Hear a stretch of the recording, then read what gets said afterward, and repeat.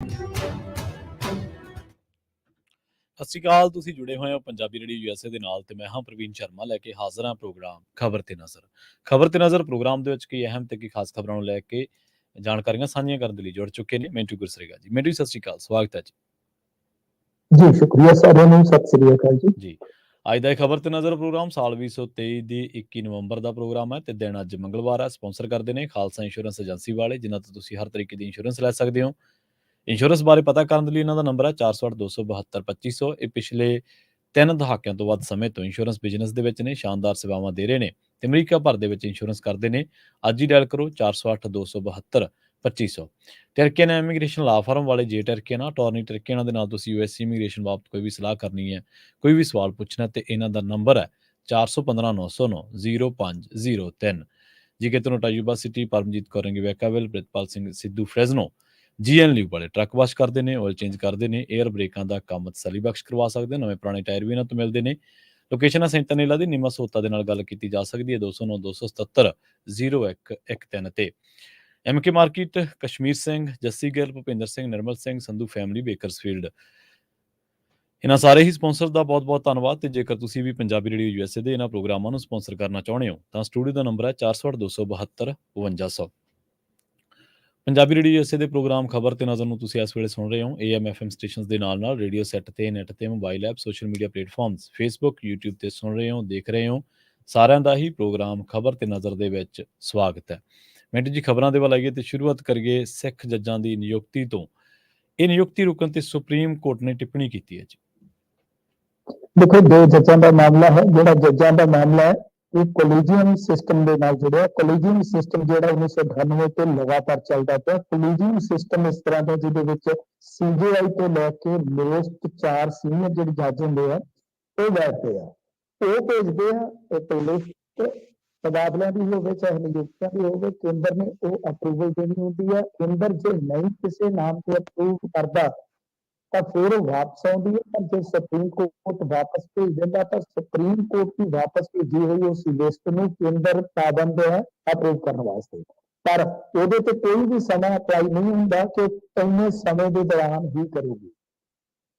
ਸੋ ਇਹ ਨਾ main basic ਝਗੜੇ ਦੀ ਜੜ ਹੈ। ਹੁਣ ਇਹਨਾਂ ਨੇ ਇਸ ਵਾਰੀ 5 ਜੱਜਾਂ ਦਾ ਪੈਨਲ ਭੇਜਿਆ ਸੀਗਾ ਨਿਯੁਕਤੀਆਂ ਵਾਸਤੇ, ਕਿਉਂਕਿ ਉਹਦੇ ਵਿੱਚ 2 ਵਕੀਲ ਪ੍ਰਮੋਟ ਹੋਣੇ ਸਨ ਬਤੌਰ ਜੱਜ, ਕਿਉਂਕਿ ਇੱਕ ਕ੍ਰਾਈਟੇਰੀਆ ਹੁੰਦਾ ਜਦੋਂ ਫੁਲਫਿਲ ਹੋ ਜਾਂਦਾ ਤੇ ਉਸ ਤੋਂ ਬਾਅਦ ਨਿਯੁਕਤੀ ਹੋਣੀ ਹੁੰਦੀ ਆ। ਤੇ 5 ਜੱਜਾਂ ਦੇ ਵਿੱਚੋਂ 2, ਜਿੱਦਾਂ ਕਹਿ ਲਓ ਕਿ ਇੱਕ ਗਰੇਵਾਲ ਸਾਹਿਬ ਤੇ ਨਲਵਾ ਸਾਹਿਬ, ਇਹ ਦੋਨੋਂ ਸਿੱਖ ਸਨ ਇਤਫਾਕਨ, ਤੇ ਦੋਨਾਂ ਦੀ ਨਿਯੁਕਤੀ ਜਿਹੜੀ ਆ ਉਹ ਰੋਕ ਦਿੱਤੀ। ਹਾਲਾਂਕਿ ਇਹ ਪੁਸ਼ਟੀ ਨਹੀਂ ਹੋਈ ਕਿ ਇਹਦੇ ਤੇ ਕੇਂਦਰ ਸਰਕਾਰ ਨੇ ਕੀ ਇਤਰਾਜ਼ ਲਾਇਆ, ਕਿਉਂਕਿ ਕੇਂਦਰ ਕੋਲ ਇੱਕ ਹੋਰ ਅਧਿਕਾਰਤ ਸ਼ਕਤੀ ਹੁੰਦੀ ਹੈ ਕਿ ਉਹ ਕਿਸੇ ਵੀ ਇਸ ਤਰ੍ਹਾਂ ਦੀ ਨਿਯੁਕਤੀ ਤੇ ਉਹ ਇੰਟੈਲੀਜੈਂਸ ਦੀ ਰਿਪੋਰਟ ਮੰਗਾ ਸਕਦੀ ਹੈ। ਹੁਣ ਅਗਲੀ ਸੁਣਵਾਈ ਜਿਹੜੀ 5 ਦਸੰਬਰ ਨੂੰ ਹੋਏਗੀ, ਸ਼ਾਇਦ ਉਹਦੇ ਵਿੱਚ ਕੋਈ ਰਿਕਾਰਡ ਤੇ ਗੱਲ ਆ ਜਾਵੇ। ਤਾਂ ਇਸ ਤੋਂ ਬਾਅਦ ਸੁਪਰੀਮ ਕੋਰਟ ਨੇ ਜਦੋਂ ਇਹ ਗੱਲ ਜਿਹੜੀ ਦੇਖੀ ਹੈ ਤਾਂ ਉਹਨਾਂ ਕਿਹਾ ਕਿ ਜਿਹੜਾ ਇਹ ਪਿਕ ਐਂਡ ਚੂਜ਼ ਵਾਲਾ ਮਸਲਾ ਹੈ ਇਹ ਬਹੁਤ ਗਲਤ ਹੈ ਤੁਹਾਡਾ। ਫਿਰ ਦੂਜੀ ਗੱਲ ਹੈ ਕਿ ਉਹਨਾਂ ਨੇ ਸਵਾਲੀਆ ਨਿਸ਼ਾਨ ਲਾਇਆ ਇਸ ਗੱਲ ਤੇ ਕਿ 2 ਹੀ ਕਿਉਂ ਛੱਡੇ, ਤੇ ਸਿੱਖ ਨੇ ਤਾਂ ਕਰਕੇ।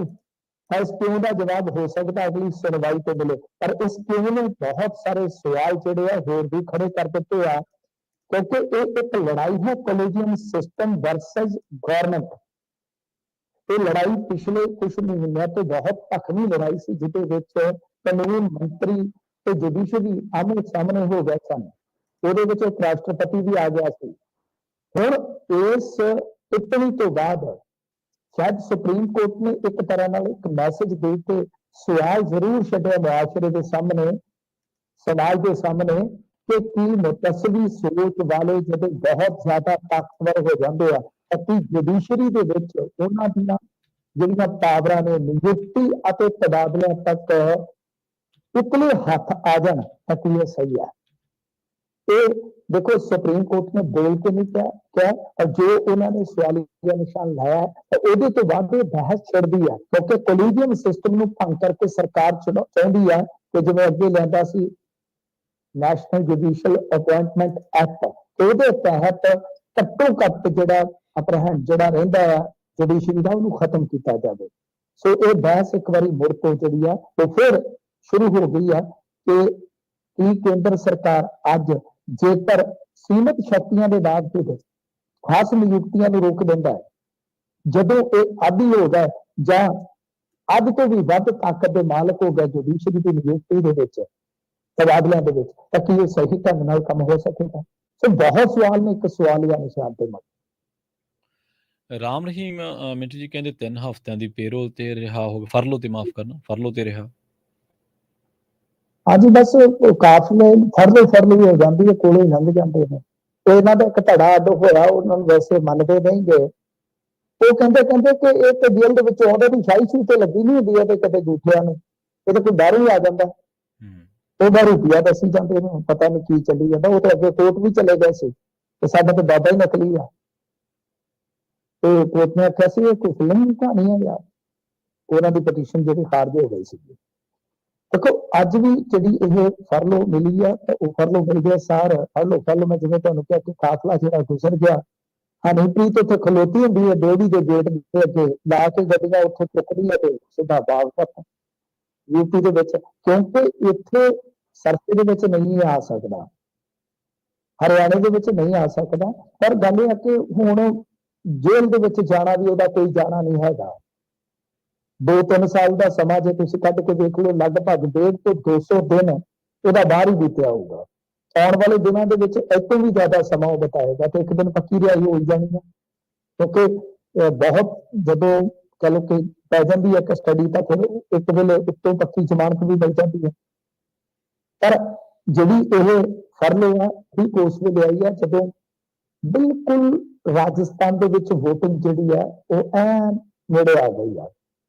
ਵੋਟਿੰਗ ਤੋਂ ਪਹਿਲਾਂ ਚਲੋ ਕਿ ਇਹਦੀ ਜਿਹੜੀ ਇਹ ਫਰਲੋ ਹੈ ਇਸ ਕਰਕੇ ਮਹੱਤਵਪੂਰਨ ਹੋ ਜਾਂਦੀ ਹੈ ਕਿ ਰਾਜਸਥਾਨ ਦੀ ਇੱਕ ਜਿਹੜੀ ਪੰਜਾਬੀ ਬੈਲਟ ਆ, ਇਹਦਾ ਨਾ ਸਿਰਫ ਇਹਦੇ ਨਾਲ ਨਾਤਾ ਹੈ ਡੇਰਾਮੁਖੀ ਨਾਲ, ਬਲਕਿ ਇਹਨਾਂ ਦਾ ਪ੍ਰਭਾਵ ਵੀ ਹੈਗਾ ਡੇਰੇ ਦਾ।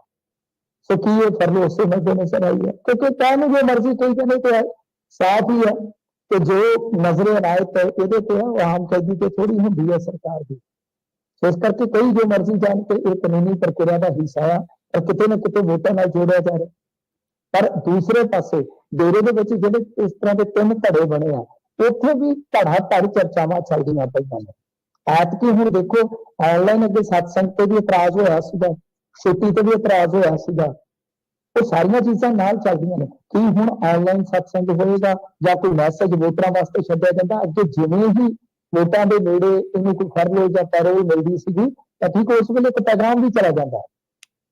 ਕੀ ਉਹ ਡਾਇਰੈਕਟਲੀ ਹੋਏਗਾ, ਇੰਟਰੈਕਟਲੀ ਹੋਏਗਾ, ਸਿੱਧਾ ਹੋਏਗਾ, ਖੁੱਲੇ ਰੂਪ 'ਚ ਹੋਏਗਾ ਜਾਂ ਕਹ ਲਓ ਕਿ ਗੁੱਝੇ ਰੂਪ ਦੇ ਵਿੱਚ ਹੋਏਗਾ, ਉਹ ਸਾਰੀਆਂ ਚੀਜ਼ਾਂ ਤੇ ਨਜ਼ਰ ਰਹੇਗੀ। ਕਿਉਂਕਿ ਜਦੋਂ ਵੀ ਡੇਰਾ ਮੁਖੀ ਬਾਹਰ ਆਉਂਦਾ ਹੈ ਤੇ ਉਹਦੇ ਚਰਚਾਵਾਂ ਹੋਰ ਵੀ ਕਈ ਨਾਲ ਚੱਲ ਪੈਂਦੀਆਂ ਨੇ। ਕਿਸਾਨਾਂ ਨੇ ਕਿਹੜਾ ਮੇਨ ਹਾਈਵੇ ਜਾਮ ਕੀਤਾ ਜੀ? ਦੇਖੋ ਜਲੰਧਰ ਲੁਧਿਆਣਾ ਹਾਈਵੇ ਇਹਨਾਂ ਨੇ ਜਾਮ ਕੀਤਾ। ਜਾਮ ਇਸ ਕਰਕੇ ਕੀਤਾ ਕਿਉਂਕਿ ਦੁਆਬੇ ਦੇ ਵਿੱਚ ਬਹੁਤ ਰਕਬਾ ਜਿਹੜਾ ਉਹ ਕਮਾਦ ਵਾਲਾ ਹੁੰਦਾ ਹੈ। ਕਮਾਦ ਦੇ ਜਿਹੜੇ ਉਤਪਾਦਕ ਕਿਸਾਨ ਆ ਉਹਨਾਂ ਦੇ 2 ਮੰਗਾਂ ਨੇ, ਹੈ ਤੇ ਵੈਸੇ ਕਾਫੀ ਨੇ ਮੰਗਾਂ, ਪਰ ਮੇਨਲੀ ਜੇ ਦੇਖੀਏ ਤਾਂ ਇੱਕ ਤਾਂ ਹੈ ਕਿ ਸਾਡਾ ਜਿਹੜਾ ਭਾਅ ਹੈ ਗੰਨੇ ਦਾ ਵਧਾਓ, ਕਿਉਂਕਿ ਕੁਆਂਟਲ ਦੀ ਲਾਗਤ ਉਹ ਕਹਿੰਦੇ ਆ ਕਿ 450 ਰੁਪਈਆ ਆਉਂਦਾ, ਸਾਡੀ ਲਾਗਤ ਜਿਹੜੀ ਆਉਂਦੀ ਹੈ 450 ਰੁਪਈਆ ਖਰਚਾ ਹੁੰਦਾ ਹੈ। ਤੇ ਦੂਸਰੇ ਪਾਸੇ ਜਿਹੜੀ ਇਸ ਵੇਲੇ ਕੀਮਤ ਹੈ ਪੰਜਾਬ 'ਚ ਹੈਗੀ ਸ਼ਾਇਦ 380, ਹਰਿਆਣੇ 'ਚ 372 ਆ, ਯੂਪੀ 'ਚ 350 ਆ। ਪਰ ਜੋ FRP ਤਹਿਤ ਦਿੱਤਾ ਜਾਂਦਾ ਰੇਟ ਆ ਉਹ ਤੇ 300-310 ਦੇ ਵਿਚਾਲੇ ਹੋਣਾ, ਜਿਹੜਾ ਮੇਰਾ ਅੰਦਾਜ਼ਾ ਹੈ। ਮਤਲਬ ਕਿ ਇੱਥੇ ਪੰਜਾਬ ਯੂਪੀ ਤੇ ਹਰਿਆਣੇ 'ਚ ਪਹਿਲਾਂ ਹੀ FRP ਤੋਂ ਵੱਧ ਦਿੱਤਾ ਜਾਂਦਾ, ਪਰ ਕਿਸਾਨ ਕਹਿੰਦੇ ਕਿ ਇਹ ਵੀ ਥੋੜਾ, ਕਿਉਂਕਿ ਸਾਨੂੰ ਘਾਟਾ ਪੈਂਦਾ ਇਨਪੁਟ ਕਾਸਟ ਜਿਹੜੀ ਕਿਸਾਨ ਦੀ ਉਹ ਹਰੇਕ ਸਾਲ ਵੱਧਦੀ ਜਾਂਦੀ ਹੈ। ਫਿਰ ਦੂਜੀ ਗੱਲ ਸੀ ਕਿ ਬਿੱਲਾਂ ਇਹਨਾਂ ਨੇ ਵਾਅਦਾ ਕੀਤਾ ਸੀ ਸਰਕਾਰ ਨੇ ਪਿਛਲੀ ਮੀਟਿੰਗ ਦੇ ਵਿੱਚ ਕਿ ਭਾਈ ਅਸੀਂ 16 ਨਵੰਬਰ ਤੱਕ ਨੋਟੀਫਿਕੇਸ਼ਨ ਜਾਰੀ ਕਰ ਦਿਆਂਗੇ, ਕਹਿੰਦੇ ਕਿ ਬਿੱਲ ਚੱਲੀ ਨਹੀਂ।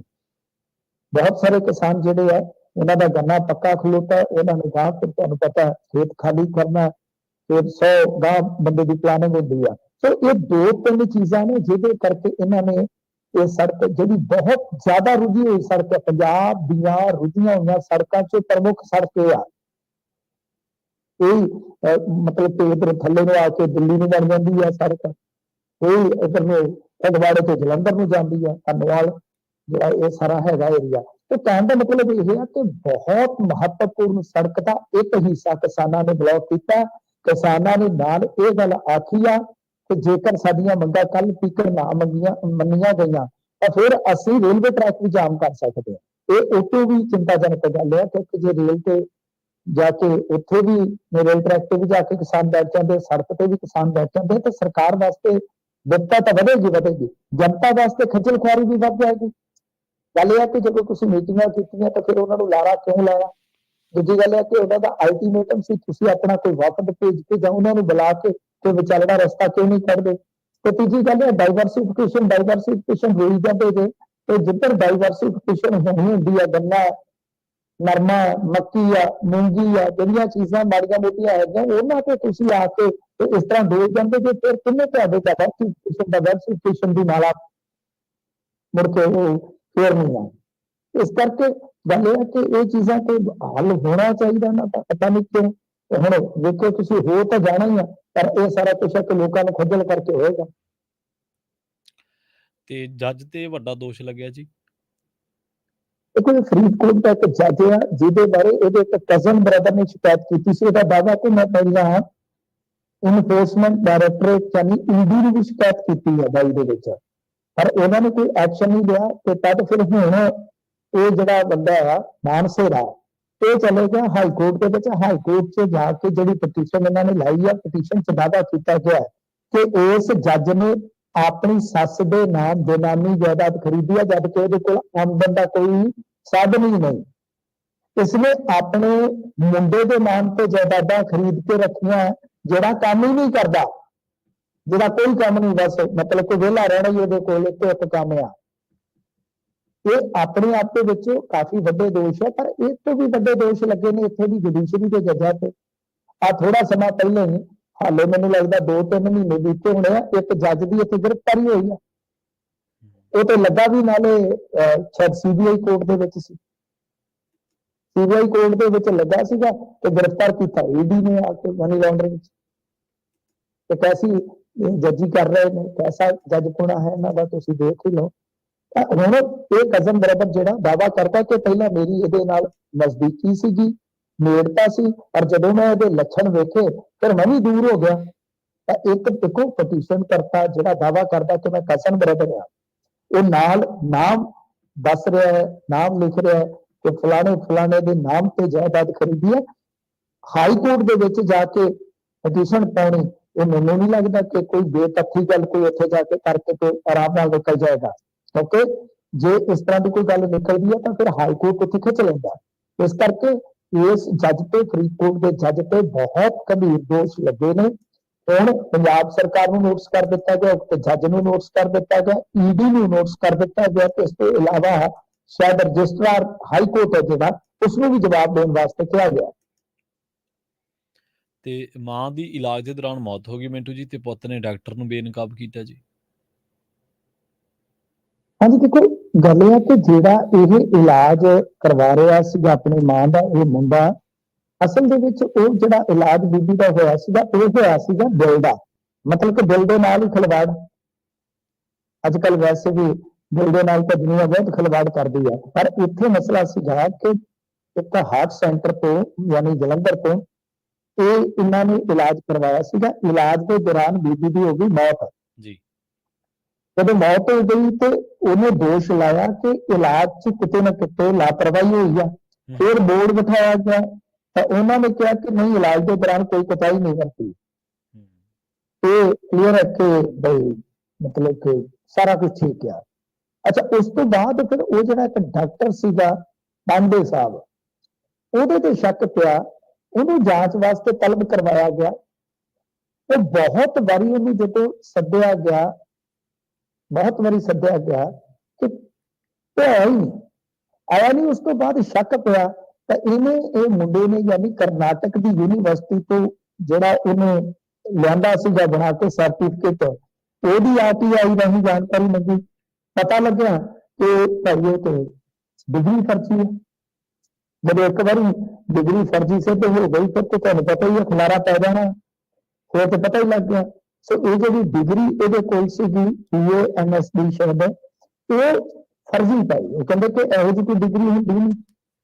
ਡਾਕਟਰ ਤੇ ਕੇਸ ਜਿਹੜਾ ਹੈ ਉਹ ਦਰਜ ਕਰਵਾਇਆ ਗਿਆ ਹੁਣ, ਮਤਲਬ ਕਿ ਖੁਦ ਤੁਸੀਂ ਵੇਖੋ ਕਿ ਡਾਕਟਰ ਹੀ ਫਸ ਗਿਆ ਹੈ ਇਸ ਮਾਮਲੇ ਦੇ ਵਿੱਚ। ਕਿਉਂਕਿ ਹੁਣ ਉੱਥੇ ਦੇ ਜਿਹੜੇ ਡਾਕਟਰ ਸੁਨੀਲ ਕੁਮਾਰ ਇੰਚਾਰਜ ਹੈ ਜਿਹੜੇ ਜ਼ਿਲ੍ਹਾ ਆਯੁਰਵੈਦਿਕ ਹਸਪਤਾਲ ਜਲੰਧਰ ਦੇ, ਉਹ ਕਹਿੰਦੇ ਕਿ bachelor of Ayurvedic medicine and surgery ਜਿਹੜੀ BA-MS ਹੈ, ਇੱਕ ਜਨਰਲ ਸਰਜਨ ਦੀ ਡਿਗਰੀ ਹੈ। ਇਸ ਤੋਂ ਬਾਅਦ ਸਟੂਡੈਂਟਸ ਡਾਕਟਰੀ ਦੀ ਪੜ੍ਹਾਈ ਜਾਰੀ ਰੱਖਣ ਲਈ ਡਾਕਟਰ ਆਫ ਮੈਡੀਸਨ ਐਮਡੀ ਜਿਹਨੂੰ ਆਪਾਂ ਕਹਿੰਦੇ ਹਾਂ, ਜਾਂ ਮੈਡੀਸਨ ਆਫ ਸਰਜਰੀ MS, ਉਹਦੇ ਵਿੱਚ ਪੋਸਟ ਗ੍ਰੈਜੂਏਸ਼ਨ ਦੀ ਡਿਗਰੀ ਹਾਸਲ ਕਰ ਸਕਦੇ ਆ। ਉਹਦੇ ਵਿੱਚ ਡਾਕਟਰ ਆਪਣੀ ਕਿਸੇ ਸਪੈਸ਼ਲਾਈਜੇਸ਼ਨ ਜਿਵੇਂ ਆਈਜ਼ ਹੈ, ਸਰਜਰੀ, ਆਰਥੋ ਮੈਡੀਸਨ ਇਤਿਆਦਿਕ ਉਹ ਕਰਦੇ ਆ। ਤੇ ਜਿੱਥੇ ਤੱਕ ਇਹ ਹੈ ਡਿਗਰੀ ਜਿਹੜੀ MA-MS ਕਹਿੰਦਾ ਹੈ, ਤਾਂ ਇਹਦੀ ਡਿਗਰੀ ਦਾ ਸਵਾਲ ਹੈ। ਐਸੀ ਡਿਗਰੀ ਕਹਿੰਦੇ ਕਿ ਹੁਣ ਤੱਕ ਕਿਸੇ ਵੀ ਮੈਡੀਕਲ ਕਾਲਜ ਤੇ ਯੂਨੀਵਰਸਿਟੀ ਦੇ ਵਿੱਚ ਸ਼ੁਰੂ ਨਹੀਂ ਕੀਤੀ ਗਈ, ਇਸ ਲਈ ਡਿਗਰੀ ਇਹ ਮੰਨ ਹੀ ਨਹੀਂ ਸਕਦੇ ਜਿਹੜੀ ਮਤਲਬ ਕਿ ਡਿਗਰੀ ਨਹੀਂ ਕਰਦਾ। ਸੋ ਇਹ ਕਹਾਣੀ ਹੈ ਕਿ ਇਹਦੇ ਵਿੱਚ ਡਿਗਰੀ ਜਿਹੜੀ ਹੈ ਉਹ ਹੈ ਹੀ ਨਹੀਂ, ਜਿਹੜੀ ਉਹ ਡਿਗਰੀ ਕਰਕੇ ਤੇ ਉੱਥੇ ਇਲਾਜ ਕਰੀ ਜਾਂਦਾ। ਹੁਣ ਪਤਾ ਨਹੀਂ ਕਿੰਨਿਆਂ ਦਾ ਬੇੜਾ ਧੋਤਾ ਹੋਏਗਾ, ਇਸ ਕਰਕੇ ਉਹਦੇ ਤੇ ਹੁਣ ਕਾਰਵਾਈ ਜਿਹੜੀ ਹੈ ਉਹ ਤੇ ਸੰਭਵ ਹੈ। ਪਰ ਇਹ ਤੁਸੀਂ ਅੰਦਾਜ਼ਾ ਲਾ ਲਓ ਕਿ ਇਸ ਬੀਬੀ ਦੀ ਮੌਤ ਹੋ ਗਈ ਇਲਾਜ ਦੇ ਦੌਰਾਨ, ਲਾਪਰਵਾਹੀ ਦਾ ਦੋਸ਼ ਲੱਗਾ, ਉੱਥੇ ਵੀ ਕਹਿ ਦਿੱਤਾ ਕਿ ਸਾਰਾ ਕੁਝ ਠੀਕ ਹੈ, ਪਰ ਬਾਅਦ ਦੇ ਵਿੱਚ ਜਿਹੜੇ ਡਾਕਟਰ ਨੇ ਸ਼ਾਇਦ ਆਪਰੇਸ਼ਨ ਵਗੈਰਾ ਕੀਤਾ ਹੋਏਗਾ ਤੇ ਉਹ ਤੇ ਭਾਈ ਜਿੰਨਾ ਦਾ ਹੀ ਨਿਕਲਿਆ, ਉਹਦੀ ਤਾਂ ਡਿਗਰੀ ਉਹ ਜਿਹੜੀ ਹੈ ਹੀ ਨਹੀਂ ਹੈ, ਤੇ ਜਿਹੜੀ ਲਈ ਫਿਰਦਾ ਡਿਗਰੀ ਫਰਜ਼ੀ ਹੈ, ਸਾਰਾ ਕੁਝ ਜਿਹੜਾ ਹੈ ਉਹ ਭਾਈ ਗਲਤ ਮਲਤ ਹੈ। ਹੁਣ ਕੀ ਕਹੀਏ ਕਿ ਪਤਾ ਨਹੀਂ ਕਿੰਨਾ ਦਾ ਬੇੜਾ ਭਾਇਆ ਹੋਣਾ ਉਹਨੇ। NRI ਦੀ ਮੌਤ ਦਾ ਭੰਬਲ ਭੂਸਾ ਬਣਿਆ ਮਿੰਟੂ ਜੀ। ਦੇਖੋ ਇਹ ਇੱਕ NRI ਸੀਗਾ UK ਤੋਂ, ਚਰਨਜੀਤ ਸਿੰਘ, ਦੱਸਦੇ ਕਿ ਸਾਲ 2 ਸਾਲ ਤੋਂ ਇੱਥੇ ਆਉਂਦਾ ਜਾਂਦਾ ਸੀਗਾ, ਜਲੰਧਰ ਦੇ ਵਿੱਚ ਰਹਿੰਦਾ ਸੀਗਾ।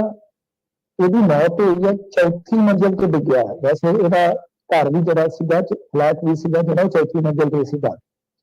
ਹੁਣ ਗੱਲ ਇਹ ਹੈ ਕਿ ਜਿਹੜੀ 3ਜੀ ਮੰਜ਼ਿਲ ਤੇ ਇੱਕ ਪ੍ਰੋਫੈਸਰ ਰਹਿੰਦੀ ਸੀ, ਪ੍ਰਾਈਵੇਟ ਕਿਸੇ ਕਾਲਜ 'ਚ ਜੌਬ ਕਰਦੀ ਆ, ਉਹਦੇ ਨਾਲ ਇਹਦੀ ਕਿਤੇ ਨਾ ਕਿਤੇ ਕੋਈ ਕਹ ਲਓ ਕਿ ਥੋੜੀ ਬਹੁਤੀ ਬਹਿਸ ਹੋਈ ਸੀਗੀ। ਉਸ ਤੋਂ ਬਾਅਦ ਇਹ ਵੀ ਕਿਹਾ ਗਿਆ ਕਿ ਕਿਸੇ ਨੌਜਵਾਨ ਆਏ ਸਨ ਇਹਦਾ ਸਮਾਨ ਛੱਡਣ, ਉਸ ਤੋਂ ਬਾਅਦ ਇਹ ਡਿੱਗਿਆ, ਉੱਤੇ ਡਿੱਗਿਆ ਤੇ ਉਹੀ ਮੁੰਡੇ ਚੁੱਕ ਕੇ ਲੈ ਕੇ ਗਏ ਨੇ ਹਸਪਤਾਲ। ਜਦੋਂ ਇਹਨੂੰ ਡੈਡ ਡਿਕਲੇਅਰ ਕਰ ਦਿੱਤਾ ਕਿੱਥੇ ਭੱਜ ਗਏ ਨੇ। ਇਹ ਵੀ ਕਿਹਾ ਗਿਆ, ਦਾਅਵਾ ਕੀਤਾ ਗਿਆ ਕਿ ਜਾਣ ਲੱਗੇ ਉਹ ਜਿੱਥੇ ਮਤਲਬ ਕਿ ਜਿਹੜੀ ਸੋਸਾਇਟੀ ਵਗੈਰਾ ਹੋਏਗੀ, ਤੇ ਉੱਥੇ ਜਿਹੜਾ ਬਾਹਰ ਗਾਰਡ ਸੀਗਾ ਉਹਦਾ CCTV ਕੈਮਰੇ ਦਾ DVR ਵੀ ਇਹ ਲੈ ਗਏ। ਹੁਣ ਦੂਸਰੇ ਪਾਸੇ ਇਹ ਗੱਲ ਸਾਹਮਣੇ ਆ ਰਹੀ ਹੈ ਕਿ ਅਸਲ ਦੇ ਵਿੱਚ ਹਾਰਟ ਅਟੈਕ ਦੇ ਨਾਲ ਮੌਤ ਹੋਈ ਹੈ। ਦੋ ਚੀਜ਼ਾਂ ਆ ਰਹੀਆਂ ਨੇ ਸਾਹਮਣੇ। ਹਾਲਾਂਕਿ ਹਿਰਾਸਤ ਦੇ ਵਿੱਚ ਲੈ ਲਿਆ ਗਿਆ ਸੀਗਾ 2-3 ਜਿਹੜੇ ਉਹ ਅਣਪਛਾਤੇ ਨੌਜਵਾਨ, ਇਹ ਦਾਅਵਾ ਕੀਤਾ ਗਿਆ ਕੁਝ ਮੀਡੀਆ ਰਿਪੋਰਟਾਂ ਦੇ ਵਿੱਚ, ਪਰ ਬਾਅਦ ਦੇ ਵਿੱਚ ਮਤਲਬ ਕਿ ਇਹ ਵੀ ਇੱਕ ਚਰਚਾ ਨਿਕਲੀ ਕਿ ਮੌਤ ਹਾਰਟ ਅਟੈਕ ਨਾਲ ਹੋਈ ਹੋ ਸਕਦੀ ਆ।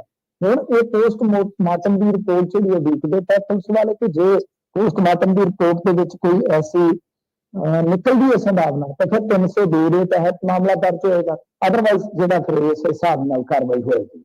ਤੇ ਮਾਮਲਾ ਜਿਹੜਾ ਇਹ ਗੁੰਝਲਦਾਰ ਬਣਿਆ ਪਿਆ ਜੀ। ਤੇ ਜਾਂਦੇ ਨੇ ਗੱਲ ਕਰੀਏ ਵੋਟਾਂ 'ਚ ਸ਼ਰਾਬ ਦੀ ਜਾਂ ਨਸ਼ੇ ਦੀ ਰਿਕਵਰੀ ਦੇ, ਕਹਿੰਦੇ ਮਿੰਟੂ ਜੀ ਰਿਕਾਰਡ ਹੀ ਟੁੱਟ ਗਏ ਜੀ। ਹਾਂਜੀ ਦੇਖੋ, ਜਿਹੜਾ ਇਹ ਰਿਕਾਰਡ ਟੁੱਟਣ ਦਾ ਮਸਲਾ ਹੈ ਨਾ, ਇਹ ਤੇ ਵਾਕਿਆ ਹੈਰਾਨ ਕਰਦਾ ਕਿ 1760 ਕਰੋੜ ਰੁਪਏ ਦੀ ਰਿਕਵਰੀ ਹੋ ਰਹੀ ਆ, ਜਿਹੜਾ ਹੁਣ ਇਲੈਕਸ਼ਨ ਚੱਲਦਾ ਪਿਆ 5 ਸਟੇਟਾਂ ਦੇ ਵਿੱਚ। 1760 ਕਰੋੜ ਦੇ ਵਿੱਚ ਜੇ ਤੁਸੀਂ ਵੇਖੋਗੇ ਤਾਂ ਇਕੱਲਾ ਇਹ ਨਹੀਂ ਹੈ ਕਿ ਨਸ਼ਾ ਪੱਤਾ, ਇਹਦੇ ਵਿੱਚ ਨਕਦੀ ਵੀ ਹੁੰਦੀ ਹੈ ਨਾ। ਆਪਾਂ ਦੇਖਿਆ ਕਿ ਬਹੁਤ ਮੌਕਿਆਂ ਤੇ ਜਿਨ੍ਹਾਂ ਰਾਜਾਂ ਦੇ ਵਿੱਚ ਇਲੈਕਸ਼ਨ ਹੁੰਦਾ ਤਾਂ ਕੈਸ਼ ਵੀ ਜ਼ਬਤ ਕਰ ਲਿਆ ਜਾਂਦਾ ਹੈ। ਪਰ ਇੱਥੇ ਇਹ ਹੈਰਾਨ ਕਰਨ ਵਾਲਾ ਅੰਕੜਾ ਇੱਕ ਹੋਰ ਵੀ ਹੈ ਨਾ, ਇਹਦੇ 'ਚ ਚਲੋ ਜਿਵੇਂ ਹੁਣ ਲਾ ਲਓ ਰਾਜਸਥਾਨ ਦੀ ਜੇ ਗੱਲ ਕਰੀਏ ਤਾਂ ਕੈਸ਼ ਤੇ 93 ਕਰੋੜ ਹੀ ਫੜੀਚਾ ਹੈ। 93 ਕਰੋੜ ਹੀ ਫੜੀਚਾ, 52 ਕਰੋੜ ਦੀ ਜਿਹੜੀ ਹੈ ਨਾ ਉਹ ਸ਼ਰਾਬ। ਪਰ ਜਿਹੜੀ ਡਰੱਗਸ ਹੈ ਉਹ 100 ਕਰੋੜ ਦੀ ਜ਼ਬਤ ਕੀਤੀ ਗਈ ਅਲੱਗ-ਅਲੱਗ। ਇਸੇ ਤਰ੍ਹਾਂ ਤੇਲੰਗਾਨਾ ਦੇ ਵਿੱਚ ਉੱਥੇ ਤੇ ਕੈਸ਼ ਹੀ 250 ਕਰੋੜ ਫੜਿਆ ਗਿਆ, ਤੇ ਜਿਹੜੀ ਡਰੱਗਸ ਹੈ ਉਹ ਉੱਥੇ ਵੀ 103 ਕਰੋੜ ਦੀ ਫੜੀ ਜਾਂਦੀ ਹੈ। ਇਹ ਆਪਣੇ ਆਪ ਦੇ ਵਿੱਚ ਬਹੁਤ, ਮੈਂ ਕਹਾਂਗਾ ਕਿ ਸੋਚਣ ਵਿਚਾਰਨ ਵਾਲਾ ਅੰਕੜਾ ਹੈ, ਕਿਉਂਕਿ ਜਿਹੜਾ 18 ਵਾਲਾ ਇਲੈਕਸ਼ਨ ਸੀ ਨਾ 5 ਸਟੇਟਾਂ ਦਾ, ਉਹਦੇ ਮੁਕਾਬਲੇ 7 ਗੁਣਾ ਜ਼ਿਆਦਾ ਰਿਕਵਰੀ ਵਧੀ ਹੈ। ਇੱਥੇ ਤੱਕ ਕਿ ਜਿਹੜੇ ਪਿਛਲੇ ਇਲੈਕਸ਼ਨ ਹੋਏ 6 ਸਟੇਟਾਂ ਦੇ, ਜਿਹਦੇ ਵਿੱਚ ਗੁਜਰਾਤ ਵੀ ਸ਼ਾਮਲ ਸੀਗਾ, ਜਿਹਦੇ ਵਿੱਚ ਹਿਮਾਚਲ ਵੀ ਸ਼ਾਮਲ ਸੀਗਾ, ਤ੍ਰਿਪੁਰਾ, ਨਾਗਾਲੈਂਡ, ਮੇਘਾਲਿਆ, ਕਰਨਾਟਕ, ਕਰਨਾਟਕ ਬਹੁਤ ਵੱਡਾ ਸਟੇਟ ਹੈ, ਬਹੁਤ ਵੱਡਾ ਸਟੇਟ ਹੈ। ਪਰ ਇਹਨਾਂ ਸਾਰੇ ਸਟੇਟਾਂ 6 ਸਟੇਟਾਂ 'ਚ ਰਲਾ ਕੇ ਵੀ ਇਹਨਾਂ ਅੰਕੜਾ ਨਹੀਂ ਸੀ ਬਣਦਾ। ਮਸਾ 1300-1400 ਕਰੋੜ ਦੀ ਰਿਕਵਰੀ ਹੋਈ ਸੀ। ਤਾਂ ਇੱਥੇ ਕਿਉਂਕਿ ਤੁਹਾਨੂੰ ਪਤਾ ਤੇਲੰਗਾਨਾ ਦੇ ਵਿੱਚ ਵੀ ਬੜਾ ਕੰਮ ਚੱਲੀ ਜਾਂਦਾ, ਰਾਜਸਥਾਨ 'ਚ ਵੀ ਬੜਾ ਕੰਮ ਚੱਲੀ ਜਾਂਦਾ, ਮੱਧ ਪ੍ਰਦੇਸ਼ ਦੇ ਵਿੱਚ ਇੱਥੇ ਵੀ ਜਿਹੜੀ ਡਰੱਗਸ ਦੀ ਰਿਕਵਰੀ ਆ ਉਹ ਤਾਂ ਭਾਵੇਂ ਥੋੜੀ ਹੋਈ ਆ, ਪਰ ਜੇ ਤੁਸੀਂ ਦੇਖੋਗੇ ਤਾਂ ਇੱਥੇ ਸ਼ਰਾਬ ਤੇ ਨਗਦੀ ਬਹੁਤ ਜ਼ਿਆਦਾ ਹੈ। ਸ਼ਰਾਬ ਤਕਰੀਬਨ ਲਾ ਲਓ 100 ਕਰੋੜ ਦੀ, ਤੇ ਇਸ ਤੋਂ ਇਲਾਵਾ ਮੱਧ ਪ੍ਰਦੇਸ਼ ਦੇ ਵਿੱਚ ਕੈਸ਼ ਵੀ ਜਿਹੜਾ ਉਹ ਤਕਰੀਬਨ ਲਾ ਲਓ ਕਿ 35 ਕਰੋੜ ਜਿਹੜਾ ਹੁਣ ਤੱਕ ਫੜਿਆ ਜਾ ਚੁੱਕਾ ਹੈ। ਜੀ ਮਿੰਟੂ ਜੀ, ਇਹਨਾਂ ਖਾਸ ਖਬਰਾਂ ਤੇ ਖਾਸ ਜਾਣਕਾਰੀਆਂ ਦੇ ਲਈ ਤੁਹਾਡਾ ਬਹੁਤ ਬਹੁਤ ਧੰਨਵਾਦ ਜੀ। ਜੀ ਸ਼ੁਕਰੀਆ। ਪ੍ਰੋਗਰਾਮ ਖਬਰ ਤੇ ਨਜ਼ਰ ਦੇ ਪਹਿਲੇ ਹਿੱਸੇ ਦੇ ਵਿੱਚ ਆਪਣੇ ਨਾਲ ਜੁੜੇ ਸਨ ਮਿੰਟੂ ਗੁਰਸਰਗਾ ਜੀ, ਜਿਨ੍ਹਾਂ ਦੇ ਨਾਲ ਆਪਾਂ ਕਈ ਅਹਿਮ ਖਬਰਾਂ ਨੂੰ ਲੈ ਕੇ ਚਰਚਾ ਕੀਤੀ ਹੈ। ਵੇਲਾ ਹੋ ਗਿਆ ਇੱਕ ਬ੍ਰੇਕ ਦੇ ਲਈ ਰੁਕਣ ਦਾ, ਜਲਦ ਵਾਪਸੀ ਇੱਕ ਬ੍ਰੇਕ ਤੋਂ ਬਾਅਦ। ਜੁੜੇ ਰਹੋ ਪੰਜਾਬੀ ਰੇਡੀਓ USA ਦੇ ਨਾਲ। ਬਹੁਤ ਬਹੁਤ ਧੰਨਵਾਦ।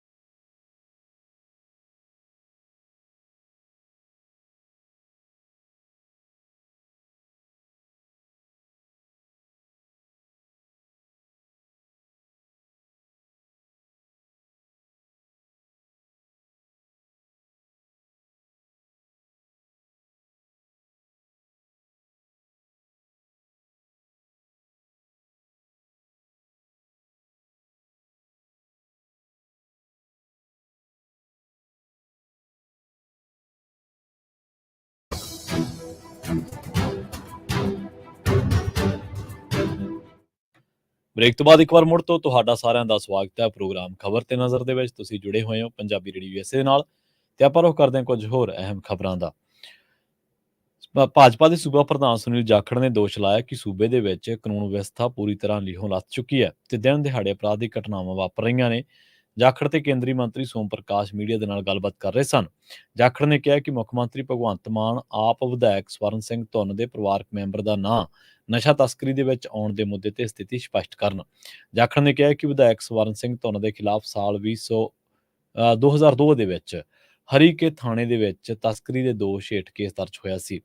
ਉਹਨਾਂ ਇਸ ਸੰਬੰਧੀ FIR ਦੀ ਕਾਪੀ ਵੀ ਜਨਤਕ ਕੀਤੀ ਹੈ। ਉਹਨਾਂ ਦੋਸ਼ ਲਾਇਆ ਕਿ ਅੱਜ ਵਿਧਾਇਕ ਕਿਲੋ ਹੈਰੋਇਨ ਦੇ ਨਾਲ ਫੜੇ ਗਏ ਆਪਣੇ ਰਿਸ਼ਤੇਦਾਰ ਦੇ ਨਾਲ ਸੰਬੰਧਾਂ ਤੋਂ ਇਨਕਾਰੀ ਹੋ ਰਹੇ ਨੇ। ਇਸ ਮੌਕੇ ਕੇਂਦਰੀ ਰਾਜ ਮੰਤਰੀ ਸੋਮ ਪ੍ਰਕਾਸ਼ ਨੇ ਕਿਹਾ ਕਿ ਆਪ ਸਰਕਾਰ ਸੂਬੇ ਦੇ ਵਿੱਚ ਖੁਦ ਕੁਝ ਕਰਨ ਦੀ ਥਾਂ ਤੇ ਦੂਜੀਆਂ ਸਰਕਾਰਾਂ ਵੱਲੋਂ ਕੀਤੇ ਗਏ ਕੰਮਾਂ ਦਾ ਸਿਹਰਾ ਆਪਣੇ ਸਿਰ ਬੰਨ੍ਹਣ ਲੱਗੀ ਹੋਈ ਹੈ।